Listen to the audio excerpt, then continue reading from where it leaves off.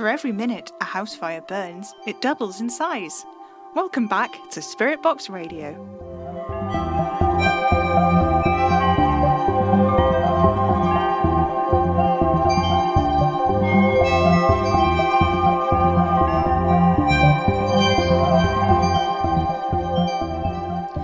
Hello, faithful listeners. I've been looking forward to speaking to you all week. Not very much has happened since we last spoke. Things have been fine. I've been kind of out of it, to be honest with you, which is why you haven't seen so much of me on the forums this past week. I've been spending a lot of time just hanging out with Revel, Cosmo and Eggroll. They follow me around the house, whatever I'm doing. It's quite charming, really. Though I keep seeing more of their friends outside, I can't realistically take in any more of them. But enough about me and my furry pals. I have an augury forecast for you this week. It's been a while since I found one. I looked everywhere I could think that Salim or whoever else has been leaving them might put them, but this one was stuffed in a tiny plastic bag with one of those pressed closed seals at the top, and it came tumbling out of my box of cat food, like those gifts you used to get in boxes of cereal. It was very exciting. The paper is old, yellowed, and worn as though creased and uncreased many times. It was folded into an inch-by-inch square which didn't quite lie flat. On the top, in tiny, delicate calligraphy, it said, "Augury forecast for the coming week," and someone had written in today's date, in blue biro underneath. How serendipitous! I'll share it with you now. Today is the day you are currently experiencing. Tomorrow will be today, tomorrow. Tomorrow, today will be yesterday. So it goes. The cadence of the dawn chorus in Yorkshire suggests that a storm is coming. If your name begins with S, now is a bad time to lose sight of that to which you hold most important. Look within yourself. The answers you seek have been with you all along. If you were born on a Tuesday, try looking down the back of the couch.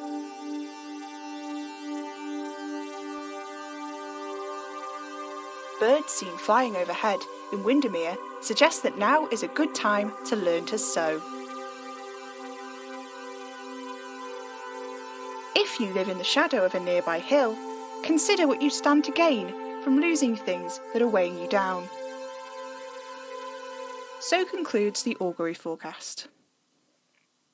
This week, on the forums, there has been much continued discussion about the man in the flat cap and shell suit, with several people coming forward with possible sightings. However, as most of these occurred in Brixton in the 1970s, I think we can write off most of them as coincidences. A few of them, however, do seem to have a ring of truth to them.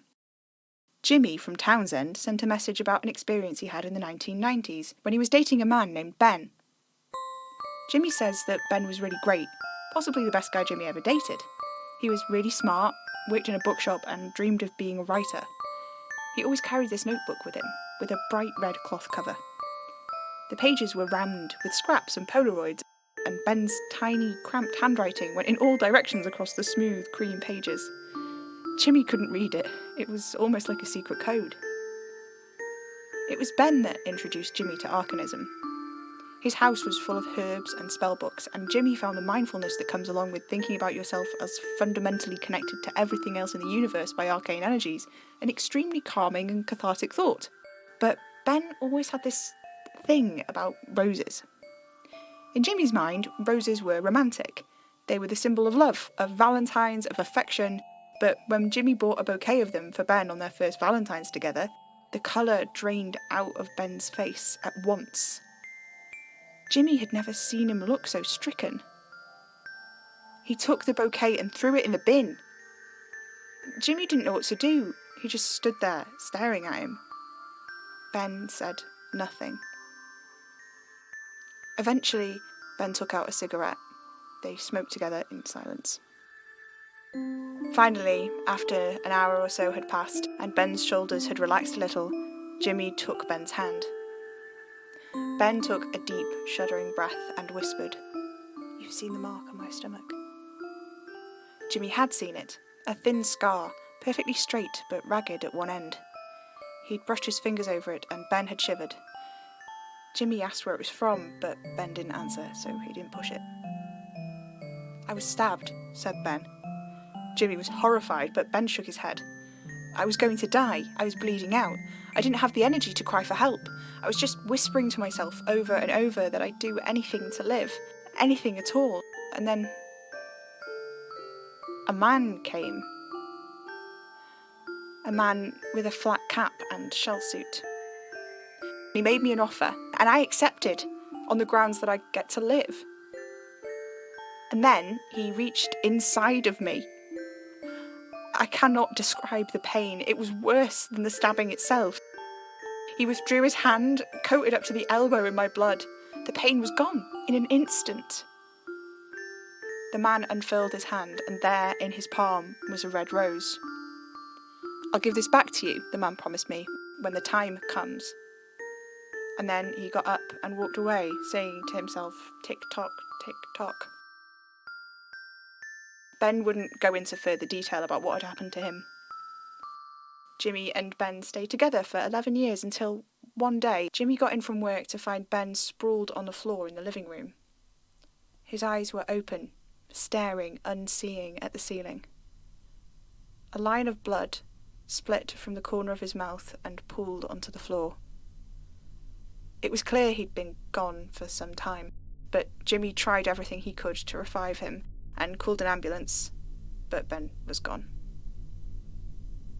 The conclusion drawn by the doctors was that he'd had a massive aneurysm that nobody had even known about, but they were confused because it was so incredibly rare to have them in your abdomen. When Jimmy returned to his now empty home that night, on the windowsill, in an empty jar cleaned out and ready to be dropped into the recycling, there was a red rose. As soon as Jimmy saw it, though, the edges of it trembled, and then, as though pulled by invisible threads, each petal lifted away, turning on a non-existent breeze, and then into nothing. And before Jimmy could even blink, the whole thing was gone. This one certainly sounds legitimate to me for a few reasons, not least because of mentions of a rose. I mean, my rose crumbled to ash for a bit that one time. Sure, it reconstructed itself when I wasn't looking, but it did disappear. And when Oliver the florist touched it, I'm not sure what happened to him, but it certainly wasn't very pleasant. Anyway, I'm so sorry about Ben, Jimmy. And if there's anything I or your faithful Sam, what on earth are you doing?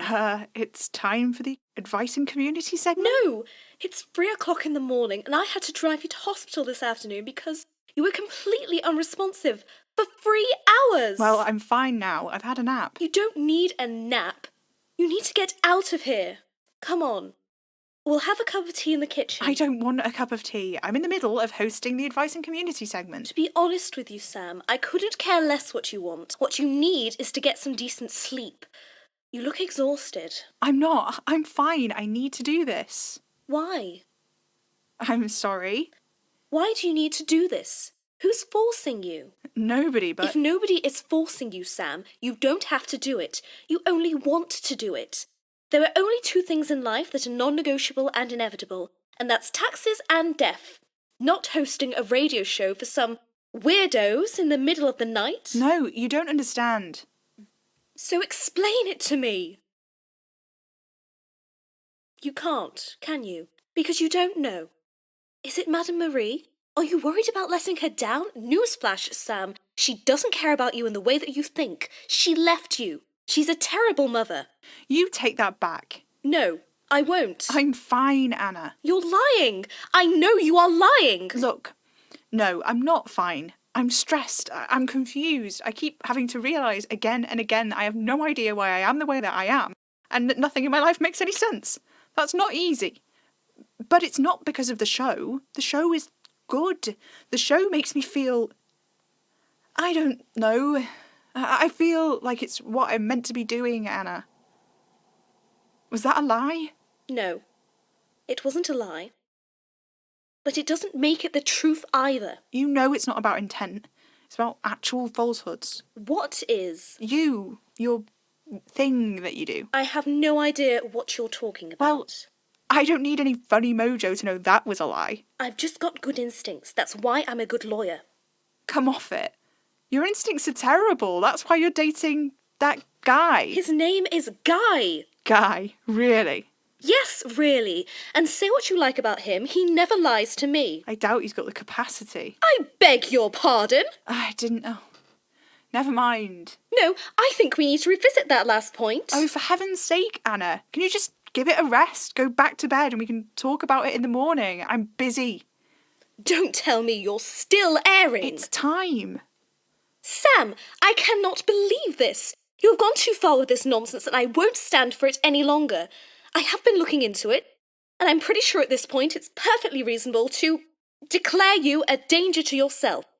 I can't stay here and watch you 24/7 to make sure you're not doing anything stupid.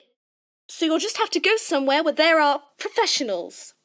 Anna, what the hell are you saying? I am saying you are unstable and you need help. I may not be the most robust person in the world, but I swear to you that I'm fine. Do you hear yourself? You're living in a basement. Why are we yelling? Don't you get involved. You're no help. She wants me committed for the crime of hosting a radio show. Oh, for God. Anna, we talked about this. What? We both know there was a reason Madame Marie didn't want him on the recording equipment, and neither of us know why that is, but he's fine. Look at him. You see? The best I can say is that he isn't dead. Hey! Anna, would you calm down, please? I think we need to operate on the assumption that Madame Marie was wrong on this one. But she wasn't lying when she said it was a bad thing for him to be involved in broadcasting. What? I know, but we don't know what that means. Do you want me to make a few stabs in the dark and see if we land on the right one? It doesn't work like that. So you admit it exists? Don't push her, Sam. Listen to me, Anna. Whatever is going on, it's clearly not apocalyptic or anything. He's just hosting a show. What's the worst that could happen? Another noise complaint. For heaven's sake, what are people going to think? No, Anna. That didn't come from upstairs. She's right. It's here. It's right here. Sam, get out of the way. Okay. What are you doing? Bringing the microphone with me. Fine, whatever. Kitty! What? Be careful. Kitty, the desk. On it. I never understood how you're so strong. You wouldn't, would you? And what is that supposed to mean? You're so far up your own arse. Under the rug. Is that... It's a pentagram. Madame Marie carved this.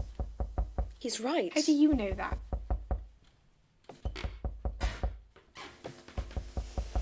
It's a seam in the floorboards. Hang on. There. A latch. Oh, smell. Musty. Damp. Like a room that has sat unopened for some time. There's stairs. To where? I know this place. Sam, why are you taking the microphone? Where do you think you're... Ow! How did you... You zapped me! Faithful listeners, it's a whole other room.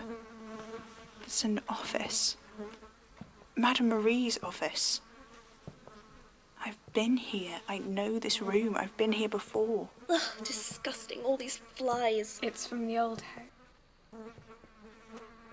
It looks just like Mum's old study from the house we lived in before we moved here. No.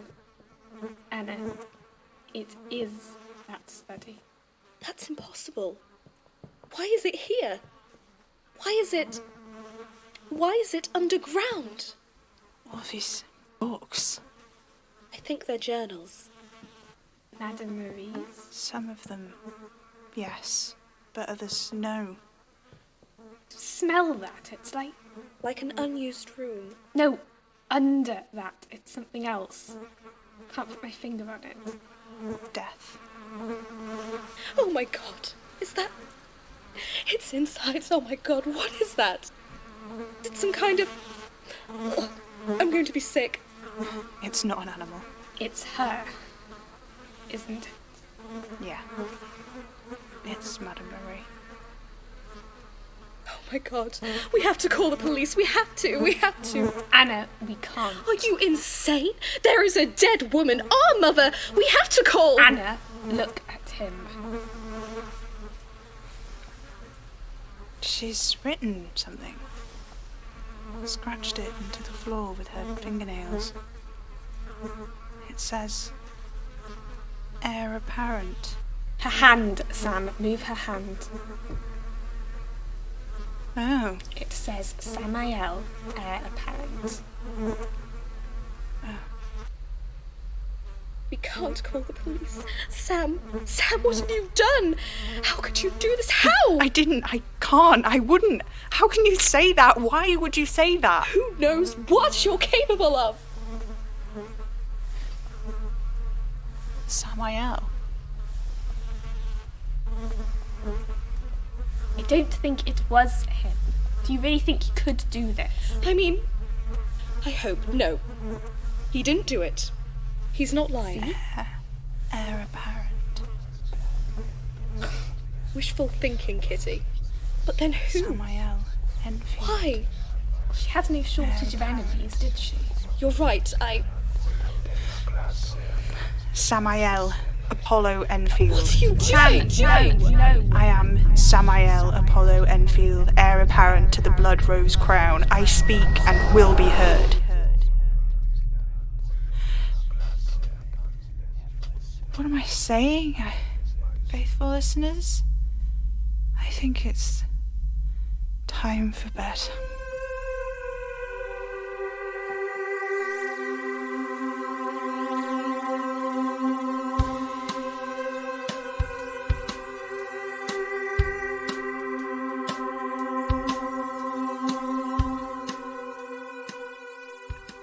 Spirit Box Radio is a podcast distributed by Hanging Sloth Studios under a Creative Commons Attribution 4.0 Share-alike international license. It was created by me, Pippin Ada Major, the voice of Sam Enfield. Jessie Jeffrey is the voice of Kitty Enfield. Alex Pylova Richardson is the voice of Anna Enfield. Music is by Maybe Wednesday. If you like the show, let us know on Twitter at Hanging Sloths or stop by our website hangingslothstudios.com. If you'd like to help us keep making Spirit Box Radio, you can send us a tip on ko-fi.com/hanging sloths or become a slothling on Patreon at patreon.com/hanging sloth studios, where you can get early access to episodes, plus loads of other great rewards. You can buy merch in our coffee shop, links in the description. Spirit Box Radio is recorded in front of a dead studio audience.